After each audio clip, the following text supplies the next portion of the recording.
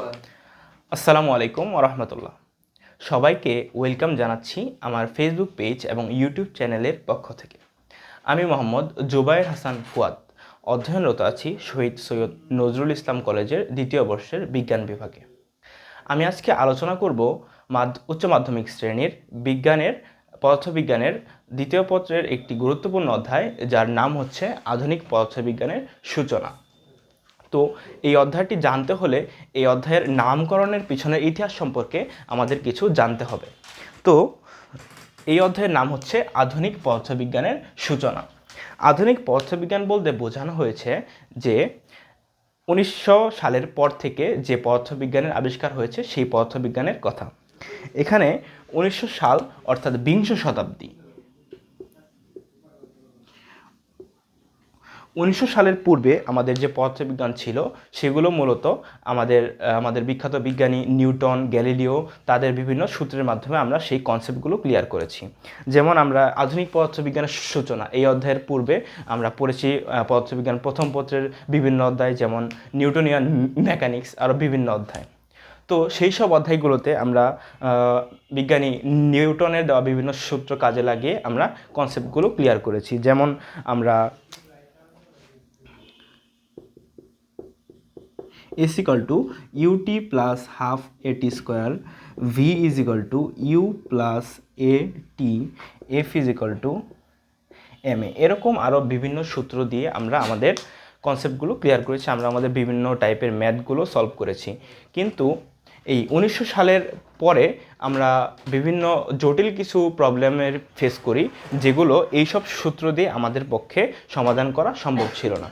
তো এই সব প্রবলেমগুলো সমাধান করার জন্য আমাদের আরেকজন বিখ্যাত বিজ্ঞানী, যাকে আধুনিক পদার্থবিজ্ঞানের জনক বলা হয়, যার নাম হচ্ছে বিজ্ঞানী আইনস্টাইন। তিনি আমাদের জন্য বিখ্যাত, আমাদের জন্য বিভিন্ন গ্রাউন্ড ব্রেকিং থিওরি ইনভেন্ট করেন, যেগুলো দিয়ে আমরা এইসব যে জটিল প্রবলেমগুলো আছে এগুলো আমরা সলভ করতে পেরেছিলাম। তো আসলে অনেকেই বলতে পারে, অনেকেই প্রশ্ন করতে পারে আমাকে যে বিজ্ঞানী আইনস্টাইনের এই সব সূত্রগুলো আনার প্রয়োজন কী ছিল, বা বিজ্ঞানী নিউটন বা গ্যালিলিও এদের সূত্রগুলোর ত্রুটি কী ছিল, বা এদের তত্ত্বগুলোর ত্রুটি কী ছিল। তো এখন আমি আলোচনা করতে যাচ্ছি এই বিজ্ঞানী নিউটন এবং গ্যালিলিও তাদের কী ত্রুটি ছিল সেই বিষয় নিয়ে।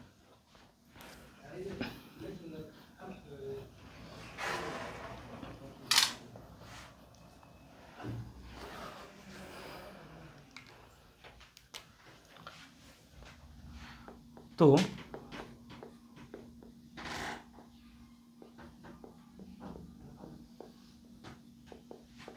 নিউটনের গতিসূত্রের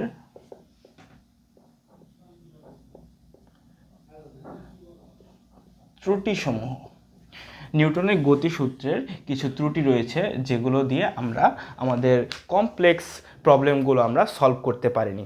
তো সেই সব ত্রুটিগুলো নিয়ে এখন আমি আলোচনা করব। প্রথমত যে ত্রুটিটি আমাদের ছিল সেটি হচ্ছে অতি ক্ষুদ্র ভর। এখানে অতি ক্ষুদ্র ভর বলতে বোঝানো হয়েছে ইলেকট্রন, প্রোটন বা নিউট্রন এদের ভরকে।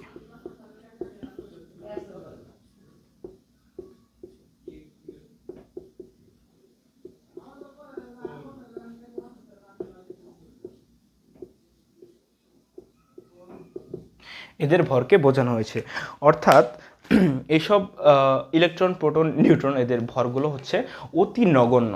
এইসব ভরগুলোর ক্ষেত্রে আমরা যেমন এর আগে নিউটনিয়ান মেকানিক্সে আমরা সূত্র পড়ে এসেছি, s equal to u t plus half a t square.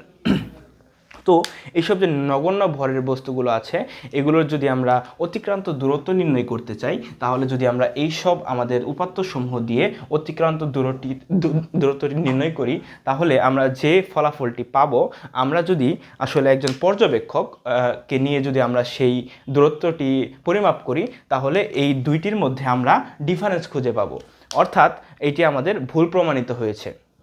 তো চলো এখন আমরা দেখব পরবর্তীতে নিউটনের গতিসূত্রের আরেকটি ত্রুটি।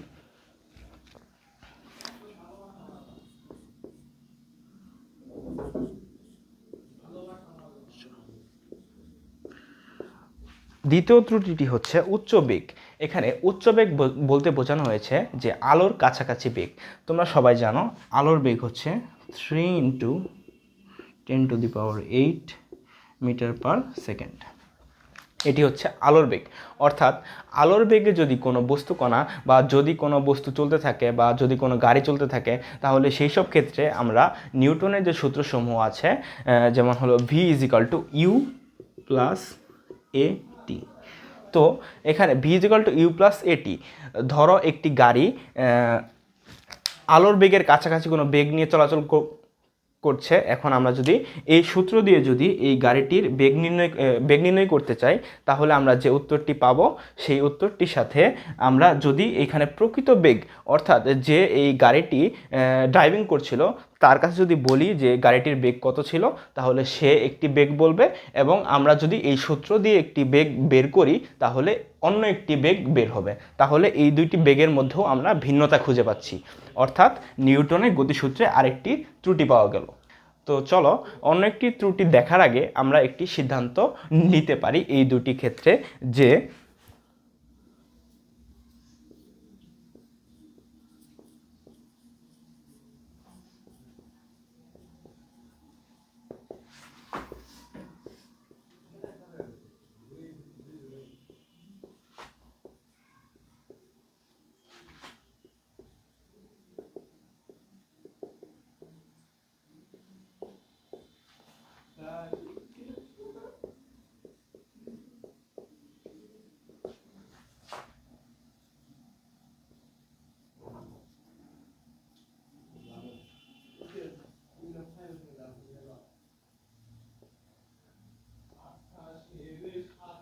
তো অতি ক্ষুদ্র ভর এবং অতি উচ্চ বেগের ক্ষেত্রে নিউটনের সূত্রসমূহ প্রযোজ্য হবে না। এটি আমাদের সবসময় খেয়াল রাখতে হবে।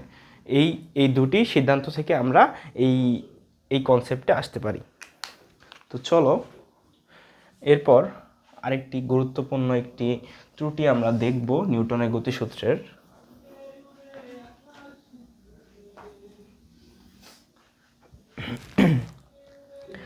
আরেকটি গুরুত্বপূর্ণ ত্রুটি হলো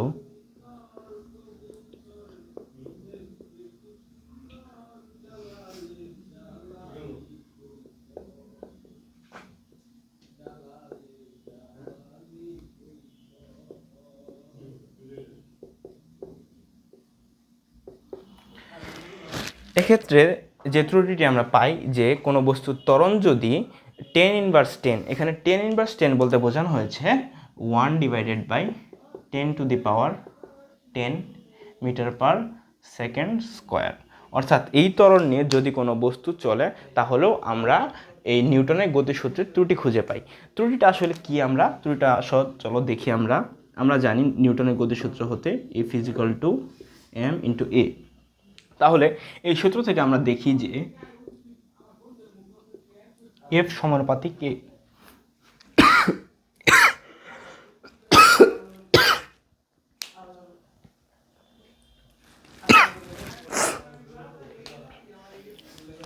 তো আমরা এখানে দেখি যে F = ma। সুতরাং F = ma থেকে আমরা এই সিদ্ধান্তে আসতে পারি যে F সমানুপাতিক। তো আমরা এখানে দেখতে পারি যে F = ma। এখান থেকে আমরা এই সিদ্ধান্তে আসতে পারি যে F সমানুপাতিক a, অর্থাৎ ত্বরণ বলের সমানুপাতিক। কিন্তু আমরা যখন একটি বস্তুর ত্বরণ 10⁻10 মিটার পার সেকেন্ডের কম হয়ে যায়, তখন আমরা এই সিদ্ধান্তে আসতে পারি না, তখন আমাদের এই সূত্রটি প্রযোজ্য হবে না। অর্থাৎ এখানেও একটি আমরা ত্রুটি খুঁজে পাই। তো এখানে ত্রুটিটির যে আমরা যে সমাধান করি, যে বা এখানে কোন সূত্রটি প্রযোজ্য হবে বা এখানে কোন সূত্রটি প্রযোজ্য হবে সেটি আমরা দেখি। F সমানুপাতিক a²। আমরা এই ক্ষেত্রে আমরা F এর সম্পর্ক পাই যে ত্বরণের সাথে এর বর্গের সমানুপাতিক। তো এটিও ছিল একটি গুরুত্বপূর্ণ ত্রুটি। তো চলো এখন দেখব আমরা নিউটনের গতিসূত্রের যে চতুর্থ ত্রুটিটি রয়েছে সেটি কি। নিউটনের গতিসূত্রের চতুর্থ ত্রুটিটি হচ্ছে সমবেগে বা স্থির কাঠামোর সাপেক্ষে যদি কোনো বস্তু চলমান থাকে তাহলে সেটির ক্ষেত্রে নিউটনের সূত্র প্রযোজ্য, কিন্তু যদি ত্বরণে চলে তাহলে সেক্ষেত্রে নিউটনের সূত্র প্রযোজ্য নয়।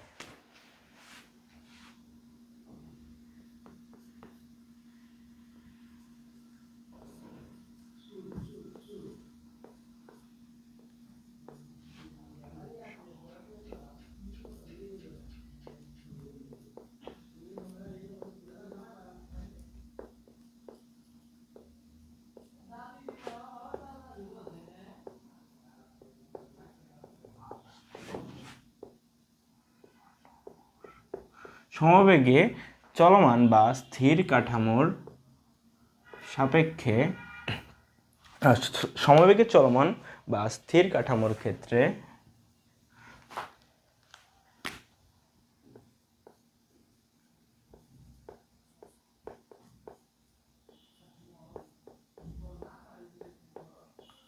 নিউটনের সূত্রসমূহ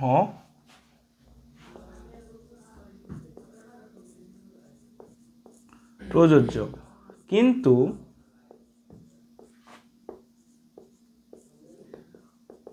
ত্বরণে চলা কোনো কাঠামোর ক্ষেত্রে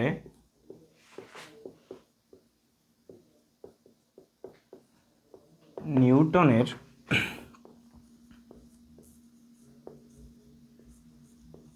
সূত্রসমূহ প্রযোজ্য হবে না। তো চতুর্থ যে আমাদের যে ত্রুটিটি ছিল সেটি হলো যে সমবেগে চলমান বা স্থির কাঠামোর ক্ষেত্রে নিউটনের সূত্রসমূহ প্রযোজ্য, কিন্তু ত্বরণে চলা কোনো কাঠামোর ক্ষেত্রে নিউটনের সূত্রসমূহ প্রযোজ্য হবে না। তাহলে চলো আগে দেখি আমরা সমবেগে চলমান বা স্থির কাঠামো বলতে আমরা কি বুঝি। ধরা যাক এখানে আমাদের একটি গাছ রয়েছে এবং রাস্তা রয়েছে এখানে একটি, এবং এখানে একটি বালক রয়েছে। বালকটি থেকে গাছের দূরত্ব হচ্ছে ধরা যাক 3 মিটার। এখন বালকটি এখানে চলে আসলো। মূলত প্রসঙ্গ কাঠামো বলতে বোঝায় যে আসলে একটি একক, প্রসঙ্গ কাঠামো হচ্ছে একটি একক। এই প্রসঙ্গ কাঠামোর সাপেক্ষে এইটার সাপেক্ষে আমরা এই বালকের দূরত্ব নির্ণয় করতে পারি। এখানে এই গাছটি একটি স্থির প্রসঙ্গ কাঠামো। তো এখানে আমরা দেখি যে যদি বালকটি এখানে 6 মিটার চলে আসে তাহলে গাছটি থেকে বালকটির দূরত্ব কত হবে? 6 মিটার। তাহলে যদি আমাদের এখানে বলা হয় যে এই প্রসঙ্গ কাঠামোটির সাপেক্ষে বালকটি কত দূরত্ব অতিক্রম করেছে, তাহলে কিন্তু আমরা নির্ণয় করতে পারি খুব সহজে যে গাছটি থেকে যেহেতু বালকের দূরত্ব 6 মিটার এবং পূর্বে ছিল 3 মিটার, তাহলে 6 - 3 সমান হলো 3 মিটার। এটা হচ্ছে প্রসঙ্গ কাঠামো।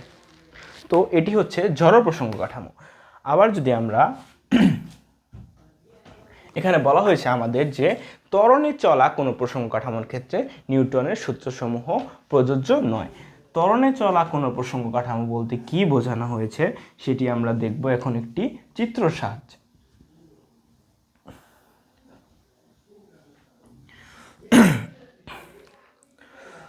তো দেখা যাক এখানে আমাদের একটি পথ রয়েছে এবং এই পথে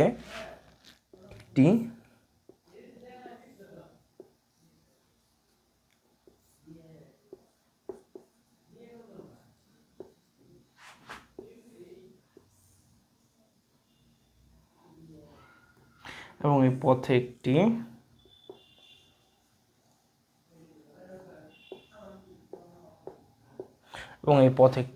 ট্রাক চলমান রয়েছে।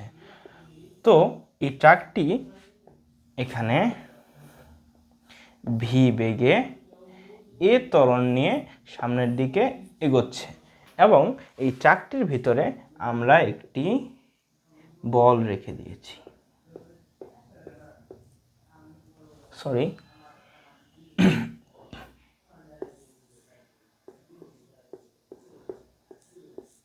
তো এই ট্রাকটির ভিতরে আমরা একটি বল রেখে দিয়েছি এবং এই ট্রাকটি কিন্তু আমাদের এখানে ত্বরণ নিয়ে সামনের দিকে এগোচ্ছে। এখন আমরা যখন দেখব যে এই ট্রাকটি যখন সামনের দিকে এগোবে,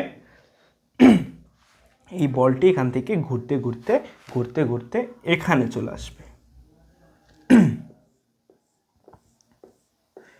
এই ট্রাকটি যখন স্থির ছিল তখন কিন্তু এই বলটির বেগও কিন্তু শূন্য ছিল, 0 মিটার পার সেকেন্ড।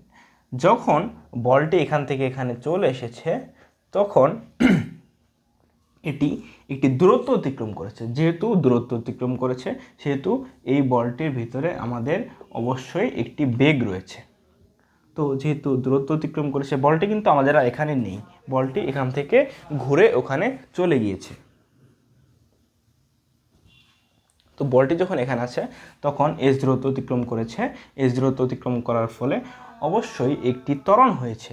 যেহেতু শূন্য থেকে একটি বেগ প্রাপ্ত হয়েছে, ত্বরণে গিয়েছে। যেহেতু ট্রাকটি ত্বরণে সেহেতু এটিও ত্বরণ প্রাপ্ত হবে।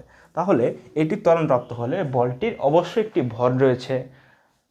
ভর রয়েছে, তাহলে আমরা এখানে এম এ নিউটনের সূত্র হতে আমরা পাই F equal to M A. এখানে বলটির ভর এম এবং বলটি যে ত্বরণ প্রাপ্ত হয়েছে সেটি হচ্ছে এ ত্বরণ নিয়ে বলটি আমাদের এখানে চলে এসেছে। কিন্তু তোমরা একটা জিনিস খেয়াল করবে যে এই বলটিতে কিন্তু আমরা কোনো বল প্রয়োগ করিনি। এখানে এই গাড়িটি সামনের দিকে চলে এসেছে এবং এই বলটি একাএকি এখান থেকে এখানে চলে এসেছে, কিন্তু আমরা এখানে কোনো বল দেখতে পাচ্ছি না। এখানে এফ কিন্তু 0, এখানে কেউ নেই এবং বলটি একা একা এখানে চলে এসেছে। এখন যদি আমরা ধরি যে আমাদের কেউ এই সম্পর্কে কিছু জানে না, যে বোঝে না যে ট্রাক সামনে এগোচ্ছে এবং বল পিছনে চলে গিয়েছে, এই সম্পর্কে সে কিছু বুঝতে পারছে না, ধরো সে অন্য গ্রহ থেকে এসেছে, তাহলে তার কাছে এই জিনিসটা কিন্তু একটা ভৌতিক বিষয় মনে হবে, কিন্তু আসলে এটি কোনো ভৌতিক বিষয় নয়। আমরা অনেক সময় বাসে ভ্রমণ করি বা অনেক সময় বিভিন্ন গাড়িতে ভ্রমণ করি, যখন গাড়ি সামনের দিকে বেগ প্রাপ্ত হয় আমরা কিন্তু পিছনের দিকে একটু ঝুঁকে পড়ি। তো এখানে আমরা এফ সমান 0 দেখতে পাচ্ছি। তো এফ সমান 0 এখানে আমরা নিউটনের সূত্রকে প্রতিষ্ঠিত করার জন্য আমরা এই এফকে একটি কনস্ট্যান্ট ধরে নিই, বা এফের একটি আমরা নাম দিয়েছি যার নাম হচ্ছে সিউডো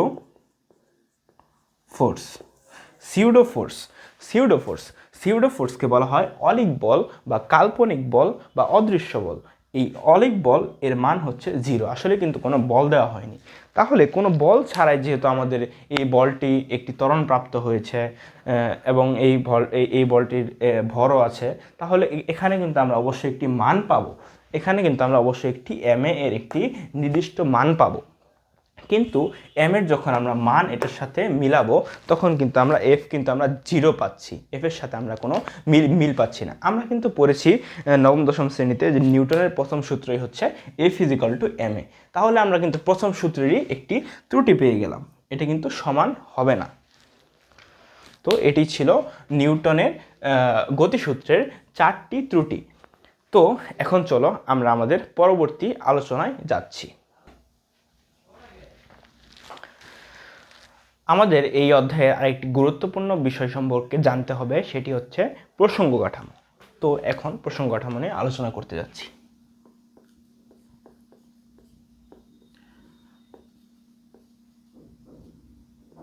প্রসঙ্গ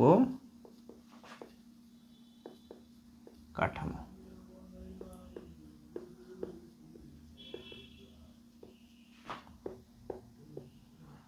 রেফারেন্স ফ্রেম, এটি হচ্ছে প্রসঙ্গ কাঠামো। তো প্রসঙ্গ কাঠামোর শুরুতে আমি এর প্রকারভেদ নিয়ে আলোচনা করব। প্রসঙ্গ কাঠামো কত ধরনের? তো প্রসঙ্গ কাঠামো হচ্ছে মূলত 2 ধরনের। এক নাম্বার হচ্ছে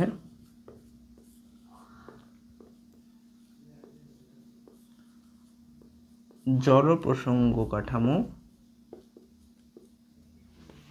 আরেকটি হচ্ছে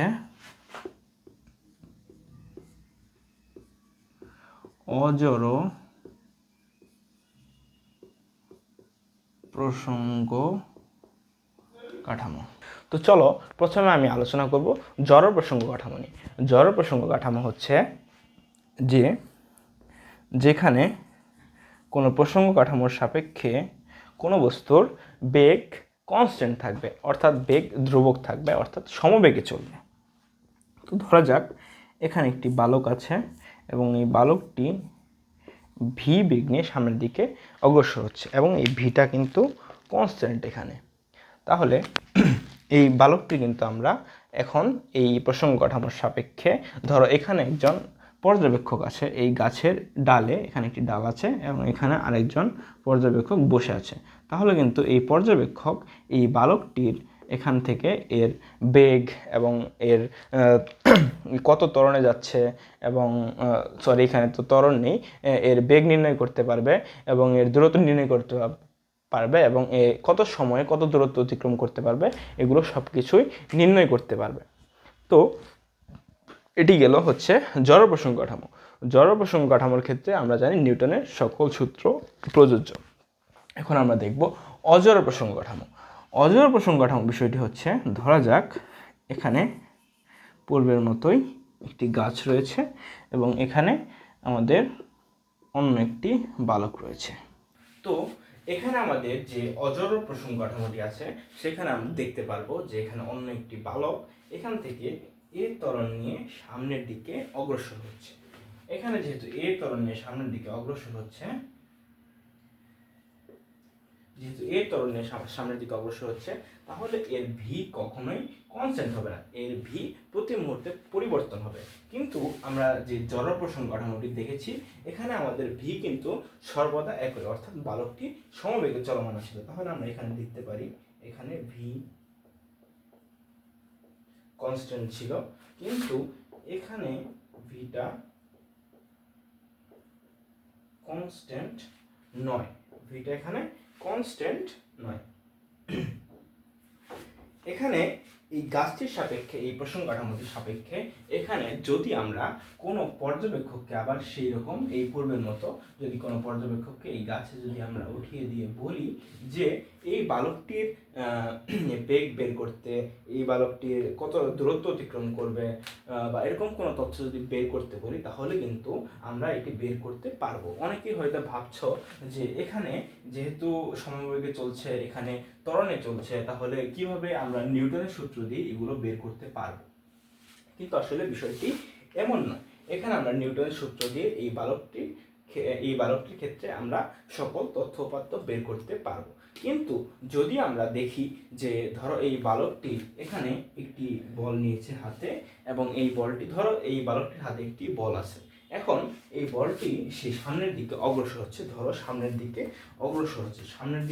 অগ্রসর হচ্ছে এবং এই বলটিকে সে উপরের দিকে নিক্ষেপ করছে, বলটি একবার এখানে আসছে, আবার সেই বলটি এখান থেকে নিচে চলে আসছে।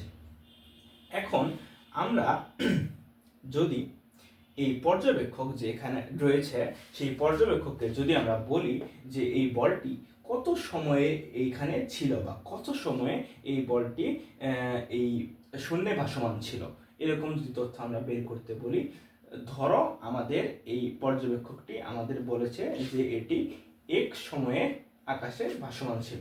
কিন্তু আমরা যদি এইখানে যে বালকটি ছিল তাকে যদি আমরা জিজ্ঞাসা করি যে তোমার কাছে বলটি কতক্ষণ উপরে ছিল এটা মনে হয়, তাহলে এই বালকটি আমাদের অন্য একটি ভিন্ন তথ্য দেবে। ধরো এক সময় আমরা এখানে 5 সেকেন্ড ছিল আমাদের এই বলটি পর্যবেক্ষক কাছে মনে হয়েছে 5 সেকেন্ড শূন্যে ভাসমান ছিল, কিন্তু এই বালকটি আমাদের বলছে যে না, আমার কাছে তো বলটি মনে হয়েছে যে আমার কাছে y সেকেন্ড ছিল।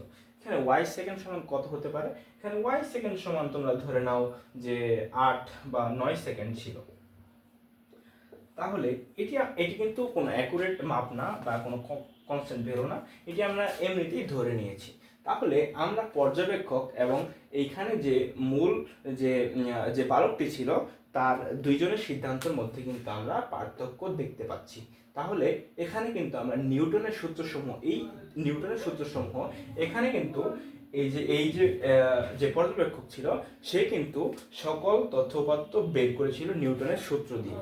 কিন্তু আমরা যখন এখানে এই বালকটির ক্ষেত্রে যখন আমরা তার তথ্য উপাত্ত নিয়েছি, তার ক্ষেত্রে কিন্তু সেই উপাত্তটি সঠিক হয়নি, তার সাথে পর্যবেক্ষকের কোনো উপাত্তের মিল পাওয়া যায়নি। অর্থাৎ এখানে আমরা এই ক্ষেত্রে আমরা নিউটনের সূত্র প্রযোজ্য করতে পারবো না।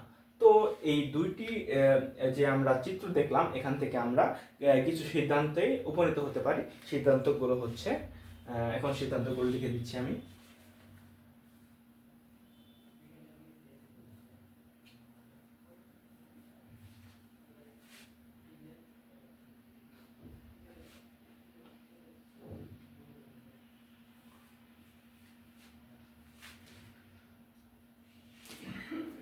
তো এখানে যে সিদ্ধান্ত আমরা পাবো যে এখানে ভি কনস্ট্যান্ট ছিল, এখানে ভিটা কনস্ট্যান্ট ছিল, অর্থাৎ এখানে এই যে প্রসঙ্গ কাঠামো ছিল, এই গাছটি ছিল, এই গাছটির সাপেক্ষে বালকটির বেগ ধ্রুবক ছিল। কিন্তু যখন আমরা এখানে দেখি অজড় প্রসঙ্গ কাঠামো, এখানে কিন্তু আমরা বালকটির বেগ কিন্তু আমরা কনস্ট্যান্ট পাইনি। এখানে বালকটি একটি ত্বরণ নিয়ে সামনের দিকে অগ্রসর হচ্ছিল। তো আমরা এখানে লিখতে পারি V naught equal to constant. তো এখানে আমরা আরেকটি সিদ্ধান্ত উপনীত হতে পারি যে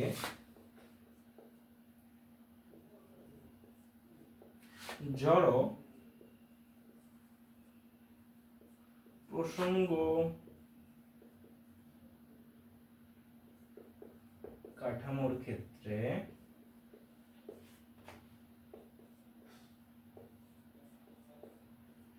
নিউটনের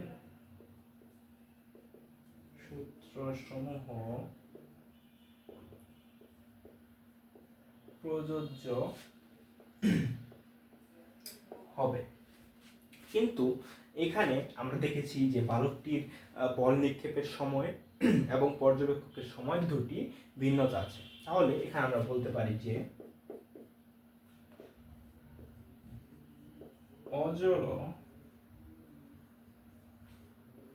প্রসঙ্গ কাঠামোর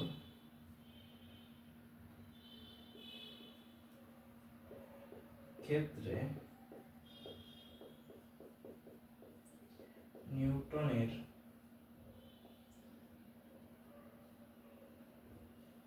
সূত্রসমূহ প্রযোজ্য হবে না। তো আমরা এই দুটি সিদ্ধান্তে উপনীত হতে পারি। তো এখন যদি আমাদের বলা হয় যে জড় প্রসঙ্গ কাঠামো এবং অজড় প্রসঙ্গ কাঠামোর সংজ্ঞা দাও, তাহলে আমরা এর সংজ্ঞা হিসেবে দিতে পারি যে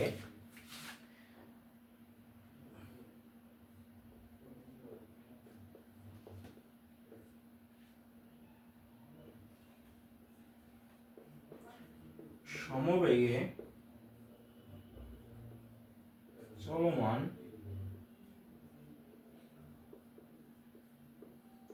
কাঠামোই হচ্ছে জড়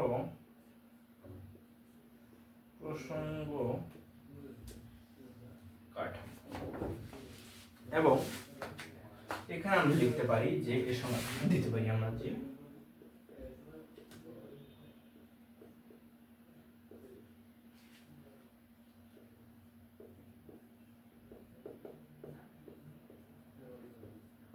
ত্বরণে চলা কাঠামোই হচ্ছে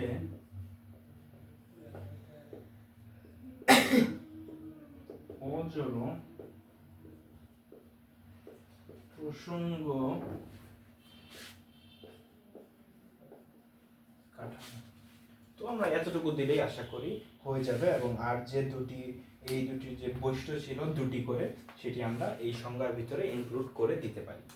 তাহলে আশা করা যায় যে জড় প্রসঙ্গ কাঠামো এবং অজড় প্রসঙ্গ কাঠামো আমাদের এখানে ক্লিয়ার হয়ে গেছে।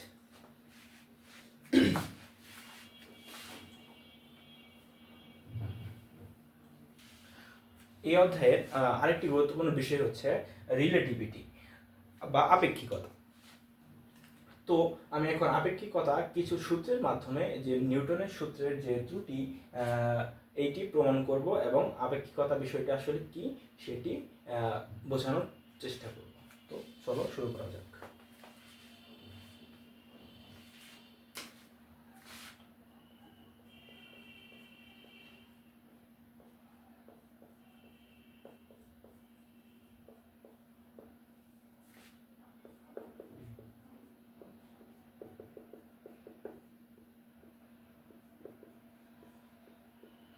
আপেক্ষিকতা, রিলেটিভিটি। তো আপেক্ষিকতা বা রিলেটিভিটি বুঝতে হলে আমাদের প্রথমেই বুঝতে হবে যে আপেক্ষিক বেগটি আসলে কি। আপেক্ষিক বেগ আপেক্ষিক বেগ আমাদের বের করতে হয় মূলত একটি বস্তুর সাপেক্ষে অন্য একটি বস্তুর আপেক্ষিক বেগ। তাহলে আমরা এখানে আপেক্ষিক বেগ পড়ে এসেছি আমাদের ভেক্টর চ্যাপ্টারের শেষের দিকে।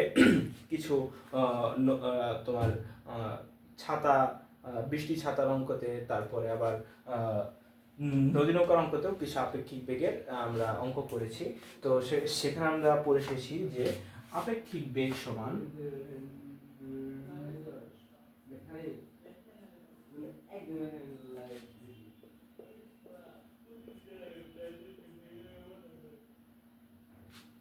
আপেক্ষিক বেগ সমান যে বস্তুর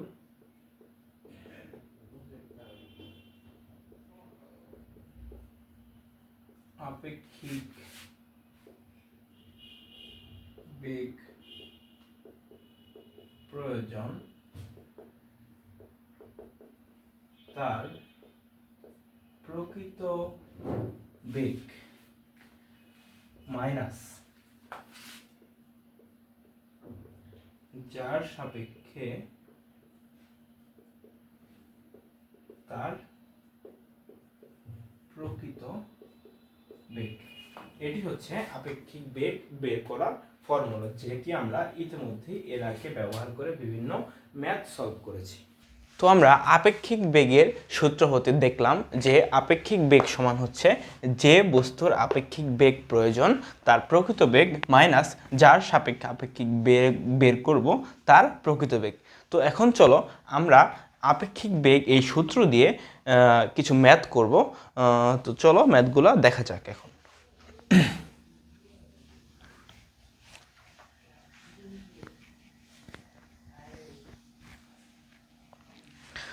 তো চলো শুরুতে আমরা যে ম্যাথটি দেখব সেটি হচ্ছে, ধরো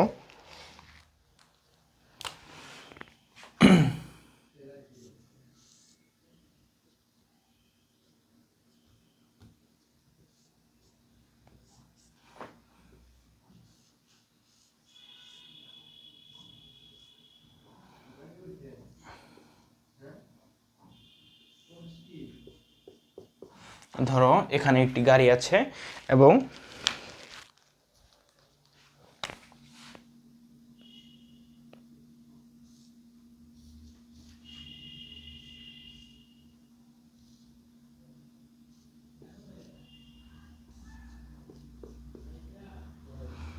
এখানেও একটি গাড়ি আছে। তো এটি হচ্ছে লাল গাড়ি এবং এটি হচ্ছে নীল গাড়ি। তো এখন আমরা নীল গাড়ির যে তথ্যগুলো আছে, যে এটি 10 মিটার পার সেকেন্ড বেগে সামনের দিকে অগ্রসর হচ্ছে এবং আমাদের লাল গাড়িটিও এখান থেকে সামনের দিকে 10 মিটার পার সেকেন্ড বেগে সামনের দিকে অগ্রসর হচ্ছে। এখন আমাদের এখানে প্রশ্ন করেছে যে লাল গাড়িটির সাপেক্ষে নীল গাড়িটির আপেক্ষিক বেগ বের কর। তো আমরা প্রশ্নটি একটু লিখে নেই যে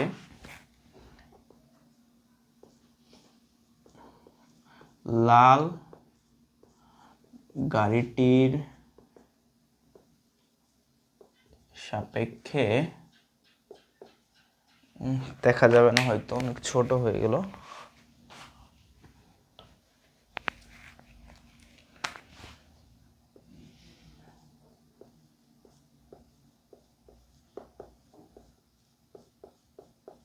লাল গাড়িটির সাপেক্ষে নীল গাড়িটির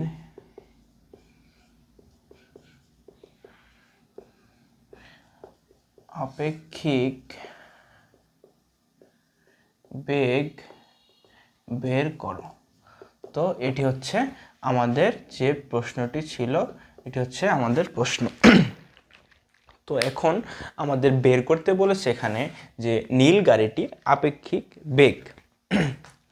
তো আমাদের নীল গাড়িটির আপেক্ষিক বেগ ধরলাম, আমাদের আপেক্ষিক বেগ হলো v0x। তো এখন আমরা সূত্রতে পড়েছি যে কোনো বস্তুর আপেক্ষিক বেগ সমান হলো যার সাপেক্ষে যে বস্তুটির আপেক্ষিক বেগ বের করব তার প্রকৃত বেগ মাইনাস হলো যার সাপেক্ষে আপেক্ষিক বেগ বের করব তার প্রকৃত বেগ। তো এখানে আমরা নীল গাড়িটির আপেক্ষিক বেগ বের করব এবং এইটি বের করব লাল গাড়িটির সাপেক্ষে। তো এখানে আমাদের প্রথমত প্রয়োজন হচ্ছে নীল গাড়িটির প্রকৃত বেগ। তাহলে ধরলাম এটার প্রকৃত বেগ হচ্ছে vx এবং লাল গাড়িটির প্রকৃত বেগ ধরলাম আমরা v। তো এখন আমরা দেখছি যে লাল গাড়িটি, ধরো লাল গাড়িটি এদিক থেকে আমাদের এদিকে আসছে, তো আমরা এইটাকে আমরা পজিটিভ ধরলাম। ঠিক আছে, আমরা এটাকে না সরি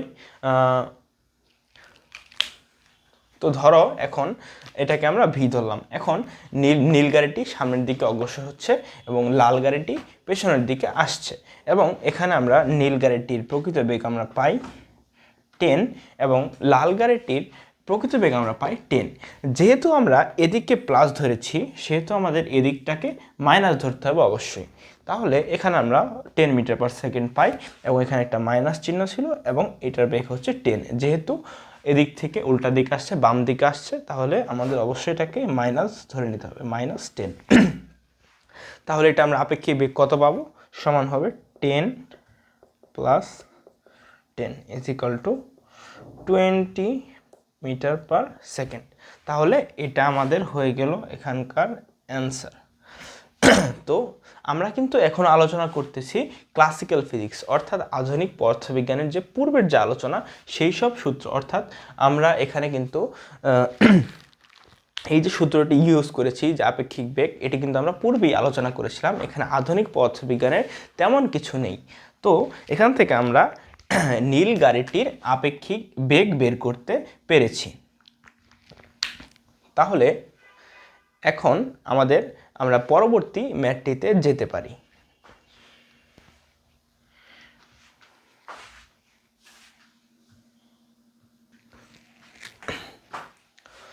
তো আমাদের পরবর্তী ম্যাথটিতে আমরা যাই। এখন এটা মুছে দিচ্ছি।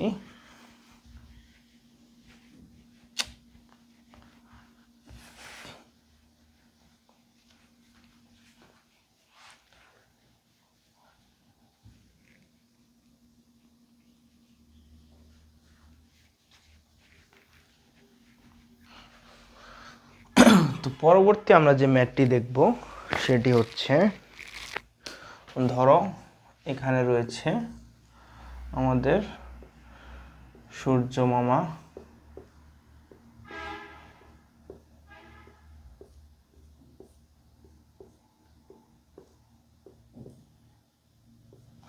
এখানে রয়েছে আমাদের সূর্য এবং সূর্য থেকে আলো এদিকে আসছে 3 × 10⁸ মিটার পার সেকেন্ড বেগে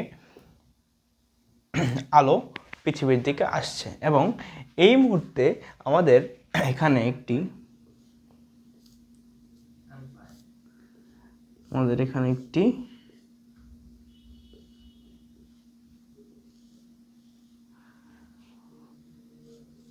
ধরো এখানে একটি মহাকাশচারী যান, অর্থাৎ একটি রকেট যাচ্ছিল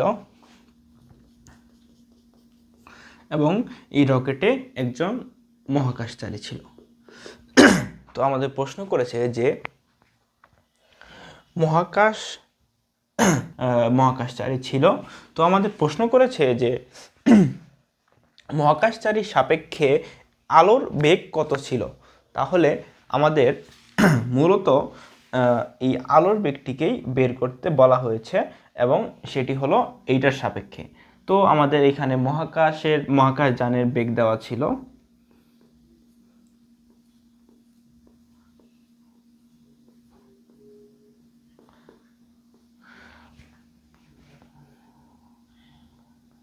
10 লক্ষ মিটার পার সেকেন্ড বেগে এই মহাকাশচারী যানটি সূর্যের দিকে এগোচ্ছিল। তো আমাদের যেহেতু বলেছে, তো আমরা প্রথমে এই প্রশ্নটি লিখে নিচ্ছি। প্রশ্নটি হচ্ছে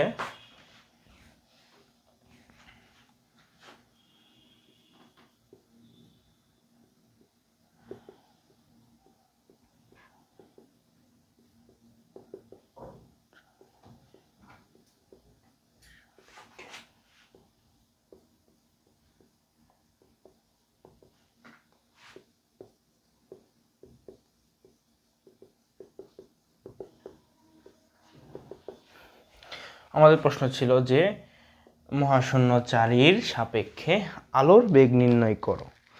তাহলে আমাদের মূলত আলোর বেগটিকে নির্ণয় করতে হবে। তাহলে এখানে আমরা সূত্র পড়েছি যে আলোর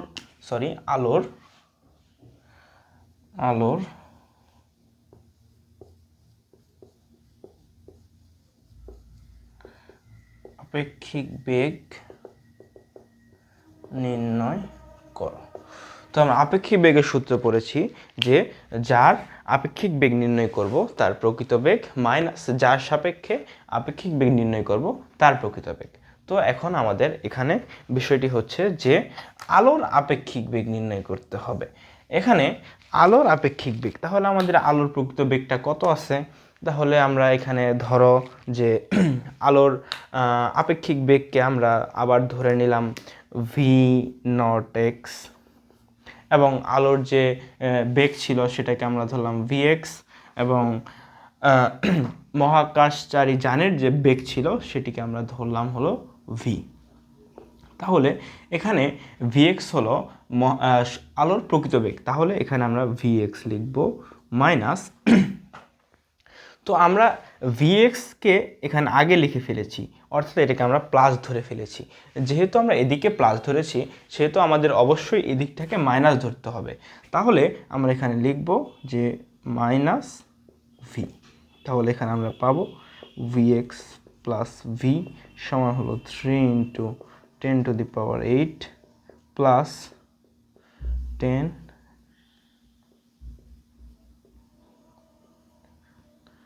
এত মিটার পার সেকেন্ড। তো আমাদের এটাই হয়ে যাবে অ্যান্সার। কিন্তু আমরা আসলে এটাকে অ্যান্সার হিসেবে গ্রহণ করব না মডার্ন ফিজিক্সের ক্ষেত্রে। ক্লাসিক্যাল ফিজিক্সে এটি একটি ত্রুটি হয়েছে আমাদের। আমরা মডার্ন ফিজিক্সে আমরা পরবর্তী লেকচারে আলোচনা করব যে মাইকেলসন মোরেলের পরীক্ষা থেকে আমরা এই সিদ্ধান্ত উপনীত হতে পারি যে আলোর বেগ সবসময় ধ্রুবক, শুধু মাধ্যম ভেদে, অর্থাৎ যেখানে পানি আছে বা ঘন কোনো মাধ্যম সেখানে আলোর বেগ পরিবর্তন হতে পারে, কিন্তু শূন্য কোনো স্থানে আলোর বেগ সবসময় ধ্রুবক থাকে। সেটি আমরা মাইকেলসন মোরেলের পরীক্ষায় আমরা সেটির প্রমাণ পরবর্তী লেকচারে ইনশাল্লাহ আমরা প্রমাণ করব। তো এখানে আমরা যে বেগটি পাচ্ছি যে যে আমরা বেগটি পাবো সেটি হচ্ছে যে 3,10,00,000 মিটার পার সেকেন্ড। তো এটি আসলে আলোর প্রকৃত বেগ নয়। তো আমরা এখন আমাদের এই আপেক্ষিকতা এই বিষয়টি নিয়ে পরবর্তী ধাপে আলোচনা করার জন্য আমাদের প্রসঙ্গ কাঠামো বা স্থির কাঠামো, চলমান কাঠামো, এগুলো নিয়ে আমাদের আরও একটু ধারণা লাগবে, বা আমাদের আরও কিছু রিলেটিভিটি নিয়ে পড়াশোনা করার জন্য আরও কিছু বেসিক কনসেপ্ট সম্পর্কে আমাদের জানা থাকতে হবে। তো সেই বিষয়গুলো নিয়ে এখন আমি আলোচনা করতে যাচ্ছি।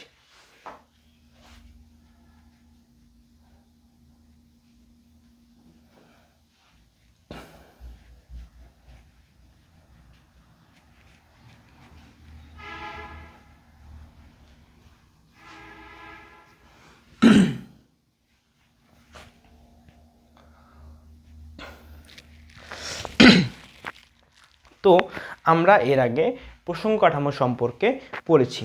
এখন আমাদের এই অধ্যায়ে যে আমরা পরবর্তী যে আধুনিক পদার্থবিজ্ঞানের বিভিন্ন সূত্র দিয়ে আমরা ম্যাথ করব, সেই ম্যাথগুলো করার জন্য আমাদের তিনটি বিষয় সম্পর্কে অবশ্যই ধারণা রাখতে হবে। সেই তিনটি বিষয় হলো যে সেই তিনটি বিষয় নিয়ে আমাদের অবশ্যই ধারণা থাকতে হবে। সেই তিনটি বিষয় হলো যে এক নাম্বার হলো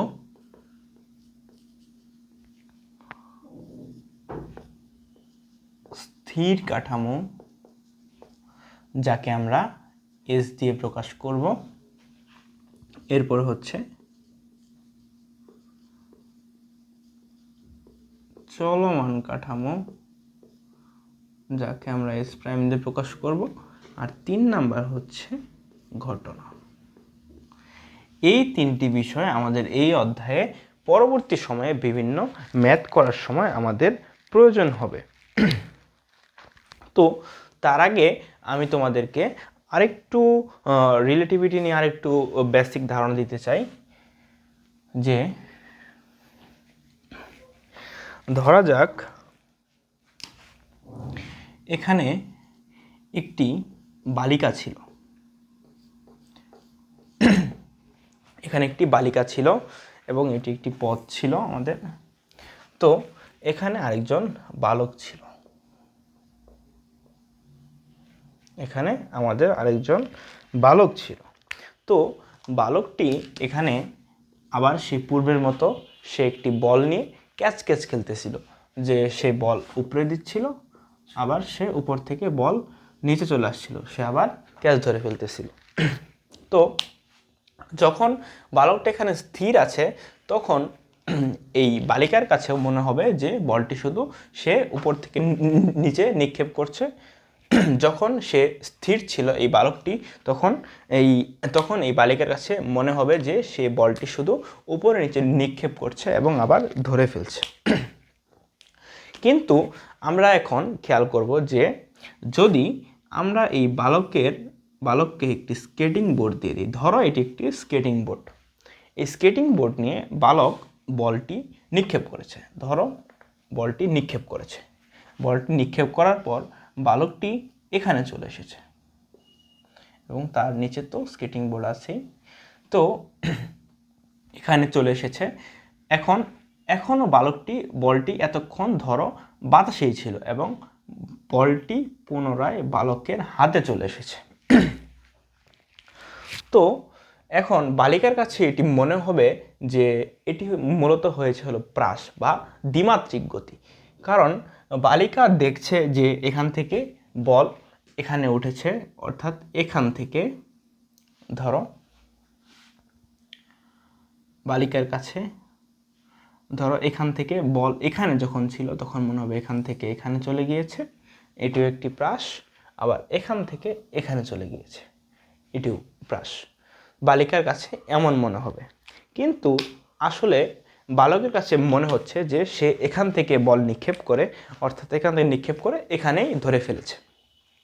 তো এটি আমরা প্র্যাকটিক্যালি বুঝতে পারবো যে আমরা অনেক সময় বাসে বা ট্রেনে ক্যাচ খেলি কোনো কিছু নিয়ে, কোনো বল নিয়ে বা যে কোনো কিছু নিয়ে, সেখানে কিন্তু আমাদের ট্রেনটি কিন্তু চলমান থাকে, যেমনটি এখানে এই স্কেটবোর্ডটি চলমান ছিল, ট্রেনটি আমাদের চলমান থাকে। কিন্তু আমরা যখন বল নিক্ষেপ করি, যখন আমাদের ট্রেনটি যখন সামনের দিকে অগ্রসর হয়, আবার কিন্তু সেই বলটি আমাদের হাতে এসেই পড়ে যায়, সেই বলটি কিন্তু আবার সেখানেই নিচে পড়ে না, বলটি সামনে এসে পড়ে। তো এখানেই হচ্ছে আপেক্ষিকতা।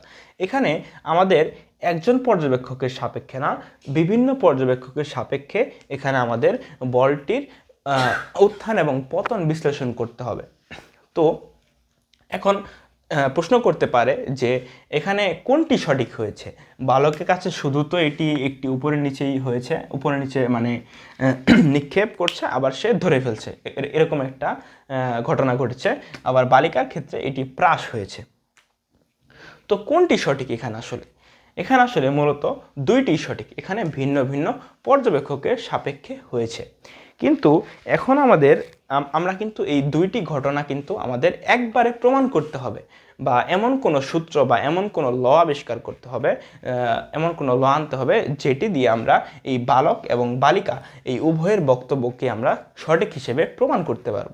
তো এই এই এই এরকম যে আমাদের যে বিভিন্ন প্রবলেম রয়েছে, এই প্রবলেমগুলো নিয়ে আমাদের দুইজন বিখ্যাত বিজ্ঞানী গ্যালিলিও এবং বিজ্ঞানী লরেন্স, তারা তাদের ট্রান্সফরমেশন ল তারা ইনভেন্ট করেছে এবং সেগুলো দিয়েই এই সব প্রবলেমগুলো আমরা সলভ করতে পেরেছি। তো ট্রান্সফরমেশন ল জানার আগে আমরা আরেকটু ঘটনা দেখব। আমরা একটু আগে আলোচনা করেছি যে স্থির কাঠামো এবং চলমান কাঠামো, অর্থাৎ এস প্রাইম, এবং আরেকটি ছিল ঘটনা। তো সেই বিষয় নিয়ে আমি আরেকটু আলোচনা করব, সবাই সাথেই থাকো।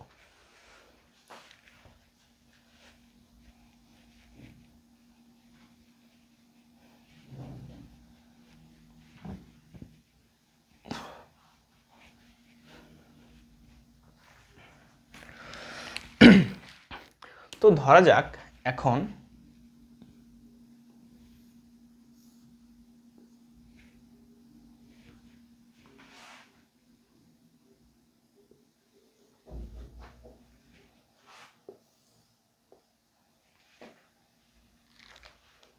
আমরা এটা মুছে দিতে পারি।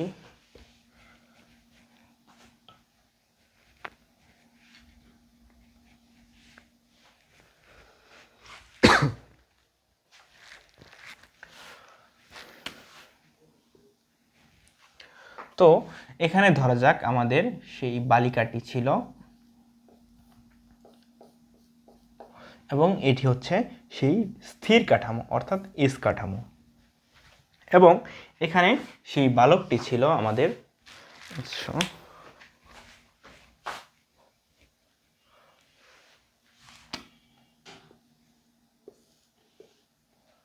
তো এখানে আমাদের সেই বালকটি ছিল, যেটি হচ্ছে এস প্রাইম কাঠামো, অর্থাৎ এটি হচ্ছে স্থির কাঠামো এবং এটি হচ্ছে চলমান কাঠামো। এবং এখানে আমি আরেকটি জিনিস বলেছিলাম যে আরেকটি জিনিস রয়েছে ঘটনা। এখানে ঘটনা বলতে ধরা যাক এখানে একটি পাখি রয়েছে,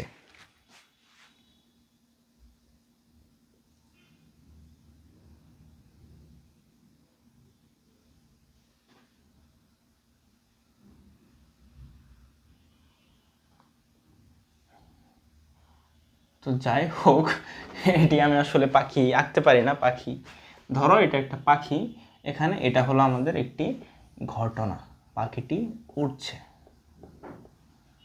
এটি হচ্ছে ঘটনা, এটি হচ্ছে সেই ঘটনা। তো এটি হচ্ছে এস কাঠামো, অর্থাৎ স্থির কাঠামো, এটি হচ্ছে চলমান কাঠামো এবং এটি হচ্ছে সেই ঘটনা। তো এখানে আমাদের একটি জিনিস মনে রাখতে হবে যে এই এস অর্থাৎ স্থির কাঠামোর সাপেক্ষে এই এস প্রাইম অর্থাৎ চলমান কাঠামো সব সময় সামনের দিকে, অর্থাৎ এক্স অক্ষ বরাবর। এটা কিন্তু এক্স অক্ষ,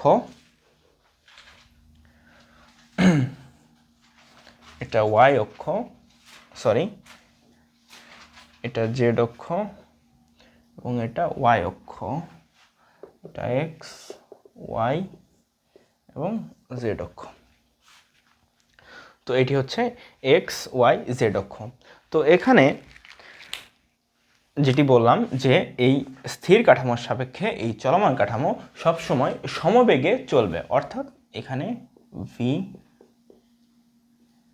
সমবেগে অগ্রসর হবে, সমবেগে এক্স অক্ষে সামনের দিক বরাবর অগ্রসর হবে।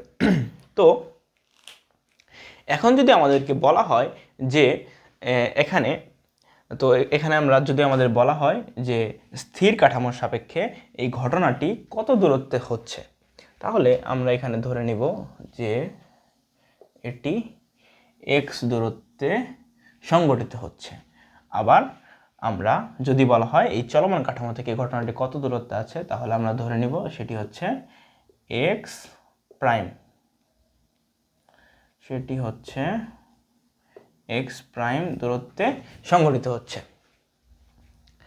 এখন যদি আমাদেরকে বলা হয় যে যেহেতু এটি সমবেগে যাচ্ছে, তাহলে আমরা সমবেগে চলার যে আমরা সূত্রটি পড়ে এসেছি এস ইকুয়াল টু ভিটি, তাহলে আমরা কিন্তু যদি আমাদের সময় দেওয়া থাকে তাহলে আমরা কিন্তু এটার দূরত্ব নির্ণয় করতে পারছি। এখন যদি আমাদেরকে বলা হয় যে তাহলে এই এক্স সমান কত, তাহলে কিন্তু আমরা x সমান এই সূত্র এবং এখানে যে x প্রাইম আছে এই দুটি দিয়ে কিন্তু এই দূরত্বটি আমরা বের করতে পারবো এবং এই দূরত্বটি হবে x equal to x prime plus VT, x prime plus VT, এটি কিন্তু দূরত্ব হয়ে যাবে।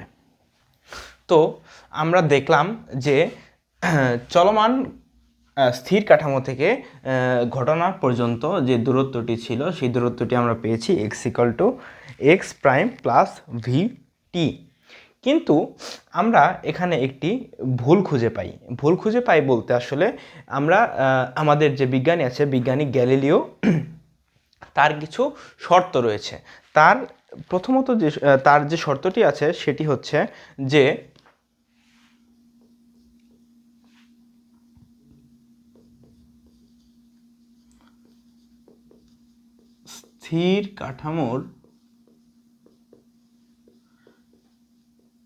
স্থির কাঠামোর তথ্য ও উপাত্ত সমূহ ব্যবহার করে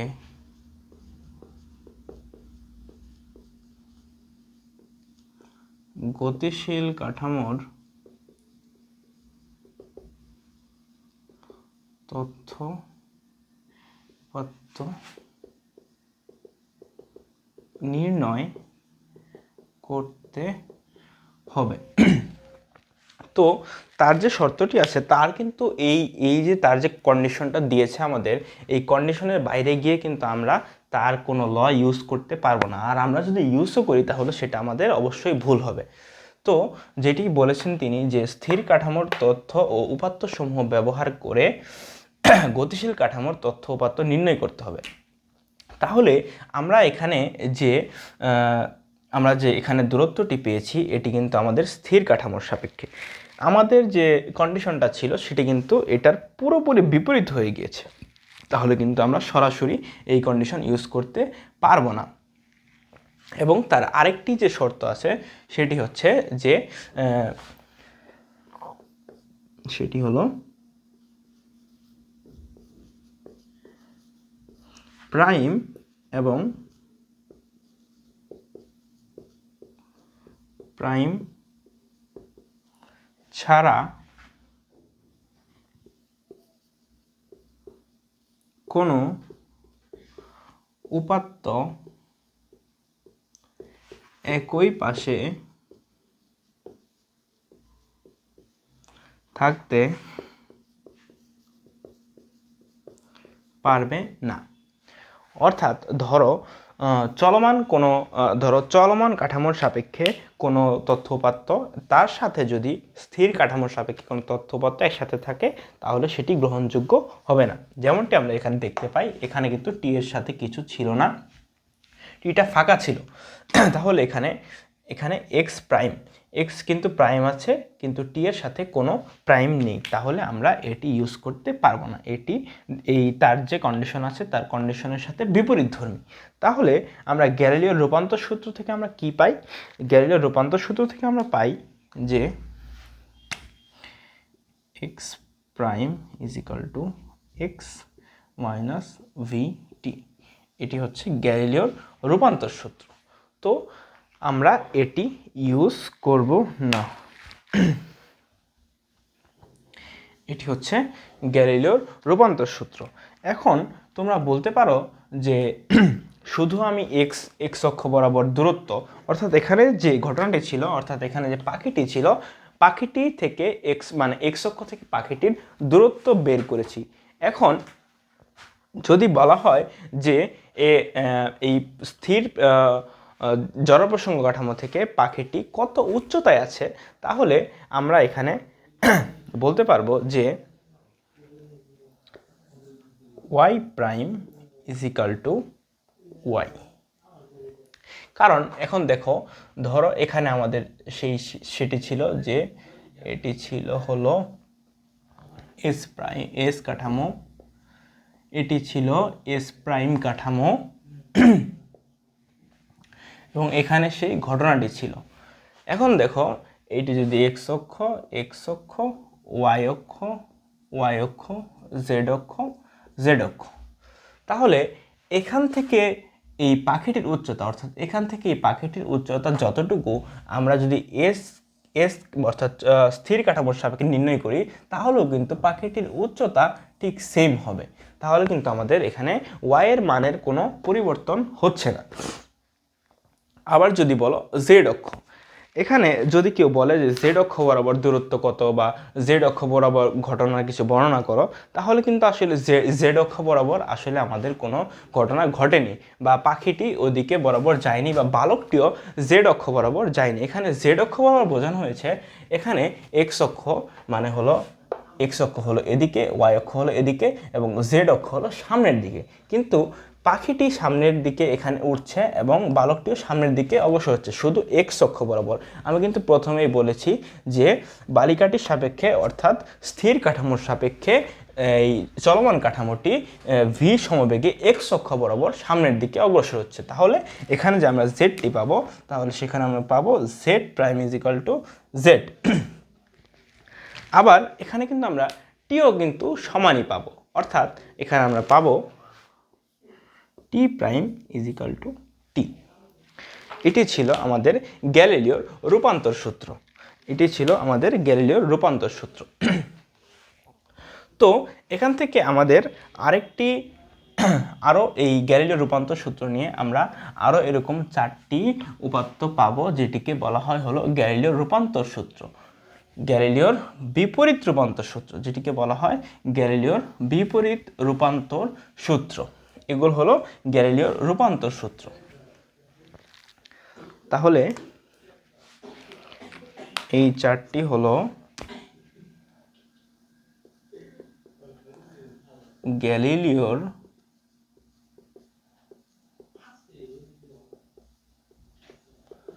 রূপান্তর সূত্র, এই 4টি। এখন আমরা দেখব গ্যালিলিওর বিপরীত রূপান্তর সূত্র।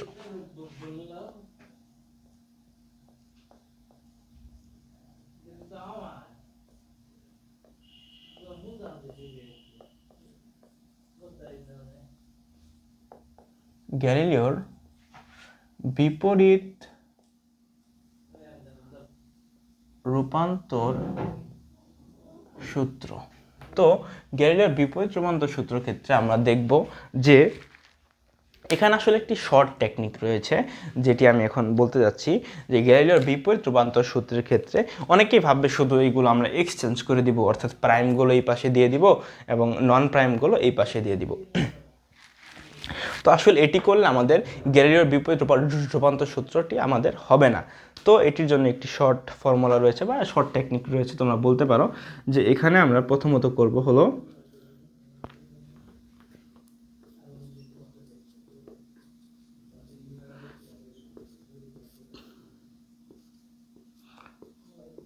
প্রাইমগুলোকে নন প্রাইম, অর্থাৎ এখানে আমরা প্রথমত করব হলো প্রাইমগুলোকে নন প্রাইম এবং নন প্রাইমগুলোকে প্রাইম করে দেব। এটি হচ্ছে একটি পদ্ধতি। এবং পরবর্তী কাজটি হলো আমাদের এটি হচ্ছে একটি পদ্ধতি এবং পরবর্তী কাজটি হলো আমাদের যে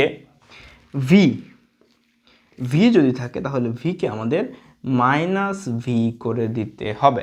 তাহলে এই দুটি হচ্ছে আমাদের মূলত বিপরীত গ্যালিলিও রূপান্তরের শর্ত। ভিকে মাইনাস ভি করে দিতে হবে এবং নন প্রাইমকে প্রাইম এবং প্রাইমকে নন প্রাইম। তাহলে আমরা এখন দেখব যে প্রথমে এক্স অক্ষ বরাবর দূরত্বের, তাহলে আমরা এখন প্রথমে দেখব এক্স অক্ষ বরাবর দূরত্বের ক্ষেত্রে। তাহলে দেখা যাক যে এখানে এক্স প্রাইম ছিল, তাহলে আমরা একে এক্স করে দিলাম এবং এখানে এক্স নন প্রাইম ছিল, এক্স প্রাইম করে দিলাম। এবং ভি এর আগে এখানে মাইনাস ছিল, ভি এর আগে মাইনাস ছিল, এখন ভি ধরো এইটা এখানে মাইনাস ছিল এবং ভিকে মাইনাস ভি করে দিতে হবে। তাহলে পূর্বে থেকে একটা মাইনাস ছিল এবং আমি আবার একটা মাইনাস দিয়ে ভিকে দিয়ে দিলাম। এবং এখানে টি ছিল কিন্তু নন প্রাইম, তাহলে এখানে টিকে আমাদের প্রাইম যুক্ত করে দিতে হবে। তাহলে আমরা পাবো যে এখান থেকে পাবো x equal to x prime plus V T. তাহলে এটি হচ্ছে আমাদের বিপরীত গ্যালিলীয় রূপান্তর সূত্র।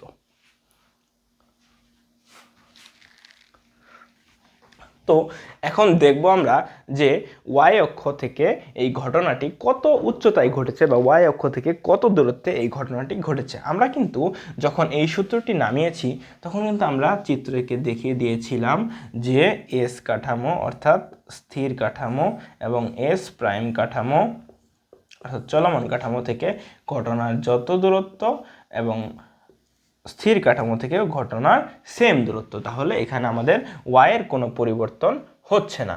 তাহলে আমরা দেখব যে এখানে ওয়াই প্রাইম ছিল, এখানে ওয়াই প্রাইমটা ওয়াই হয়ে যাবে। আচ্ছা, এখানে লিখি আমরা ওয়াই প্রাইমটা ওয়াই হয়ে যাবে এবং এই পাশে শুধু ওয়াই ছিল, ওয়াইটা ওয়াই প্রাইম হয়ে যাবে। পরবর্তীতে আবার সেম জেড অক্ষ বরাবর যেহেতু কিছু হয়নি, যদি হয় তাও সেম হবে। এখানে জেড প্রাইমটা জেড এবং জেড শুধু জেডটা জেড প্রাইম হয়ে যাবে এবং টিও সেম, টি প্রাইম যুক্ত ছিল টি প্রাইমহীন হয়ে যাবে এবং এখানে টিটা প্রাইম যুক্ত হয়ে যাবে। তাহলে আমরা দেখলাম যে এগুলো মুছে দিচ্ছি।